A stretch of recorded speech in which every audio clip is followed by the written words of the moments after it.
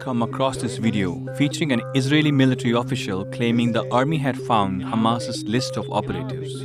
But a closer look at the words written on the piece of paper revealed that the list was just a calendar with the days of the week written in Arabic. Now I want to show you an operational tunnel. By the time the truth came out, the original video with its narrative based on a lie had already been viewed by millions. To deflect the criticism amid growing outrage, the Israeli army later blamed the faux pas on a translation error.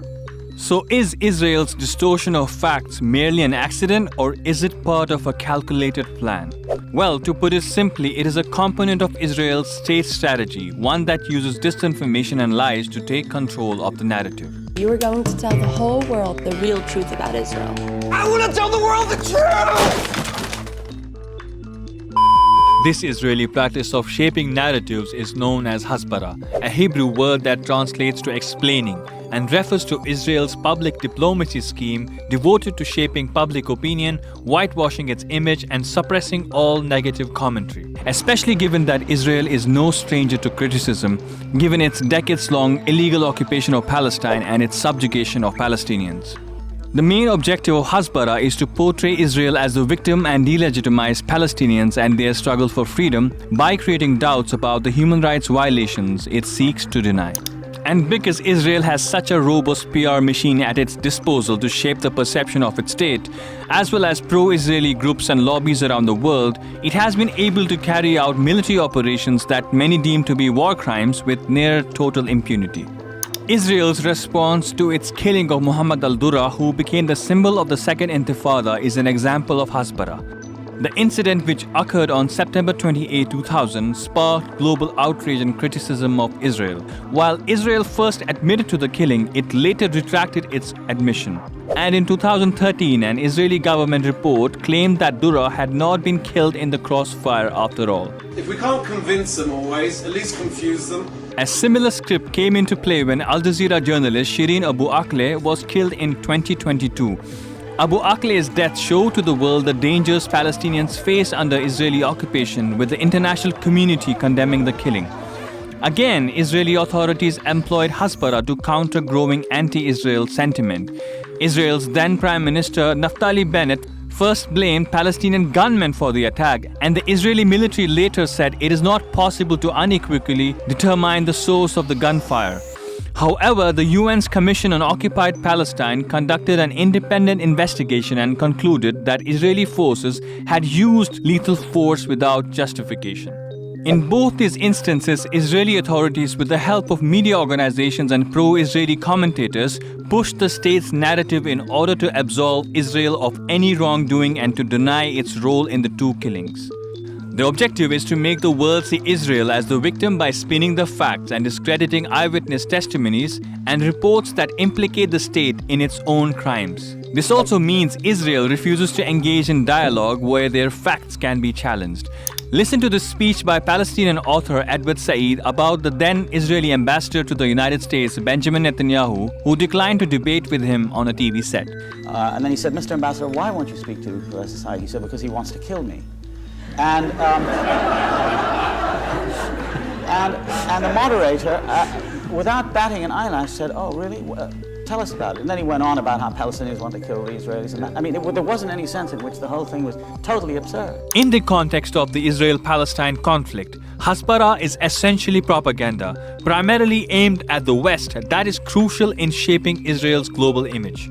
Hasbara isn't accomplished through international media only. Israeli universities, research centers, and NGOs like Hasbara Fellowships and Birthright Israel regularly offer hundreds of students and influencers around the world subsidized trips to Israel to give them first-hand experiences and tools to ultimately return to their communities and campuses as pro-Israel advocates and leaders. This is finding out what life is like here. This is finding out what the truth is in Israel and how to bring it back so we can educate others. Remember Noah Schnapp, star of Stranger Things? He also visited Israel on a Hasbara trip that was sponsored by Ash Global, an Israeli advocacy group. And amid Israel's current war on Palestine's Gaza, Noah was seen distributing stickers and pamphlets that glorified Zionism. There's even a Hasbara handbook. that contains talking points and even advises that the word administration should be used instead of occupation and that intifada should be avoided and replaced with a wave of violence. It also states that celebrity support for Israel can help to persuade people that Israel is a great nation. But at the same time, it acknowledges that celebs might back away from controversial political issues for fear of having their own image tainted. When it comes to the history of the Israel-Palestine conflict, the talking point is to say that Palestinians left on their own accord during the Nakba in 1948 to avoid the war. It also seeks to instill concern among Israel's supporters, claiming that the reason Israel opposes the right to return of Palestinian refugees is because their return would mean that Israelis would become a minority in their own land. Israel's multiple wars on Palestine's Gaza in the last 2 decades have occurred during the digital era. For Tel Aviv, the digital landscape is another battlefield, and it uses Hasbara as information warfare. Supporters of Palestine and the Palestinian diaspora are actively involved in organizing protest movements and launching hashtag campaigns to bring the world's attention to Israel's violations of international law and human rights in occupied Palestine.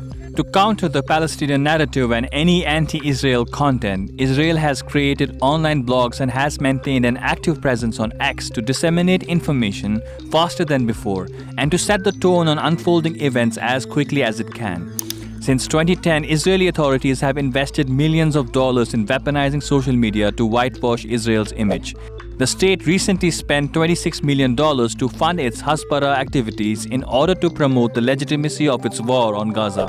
It has an army of volunteers that work 24/7 responding to anything that sounds remotely anti-Israel. And today I'm proud to say that we're working in many platforms, Twitter, both in Arabic and Russian and French and English, as well as YouTube channel, as well as a blog, as well as Flickr album and so on. We have millions and millions of viewers just on those platforms. In order to drum up support for its ongoing military assault on besieged Gaza, Israeli authorities have since October 7 already placed over 75 different ads on X and YouTube, like this one, and others that are more graphic, like these ads seen on Angry Birds.